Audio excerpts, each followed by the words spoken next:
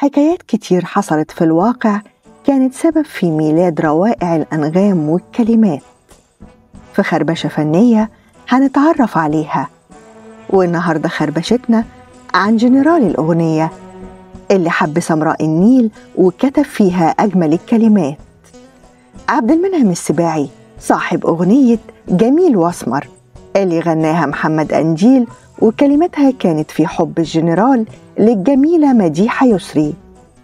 عبد المنعم السباعي كان ضابط في الجيش المصري وواحد من الضباط الأحرار، وكمان شاعر غنائي. كان مغرم بالفنانة الجميلة مديحة يسري، وكتب أجمل الأغاني للسمر. وبسبب زواج مديحة يسري من الفنان محمد فوزي كان حبه بلا أمل. وصل على الأغاني 150 أغنية، من ضمنهم أغنية أروح لمين لكوكب الشرق أم كلثوم، واللي كانت كلماتها لمديحة يسري. واتقابلت أم كلثوم مع الفنانة مديحة يسري وقالت لها ما تشوفي الراجل اللي بيحبك ده. وكان رد مديحة يسري أعمل إيه يعني أنا متجوزة.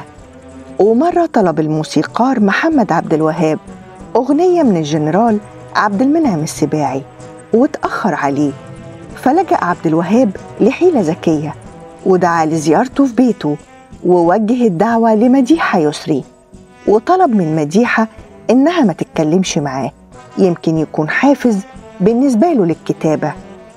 وفعلا رجع بيته حزين جدا، وكتب واحدة من أجمل الأغنيات اللي غناها موسيقار الأجيال، أنا والعذاب وهواك عايشين لبعضينا، آخرتها إيه وياك يا اللي انت ناسينا.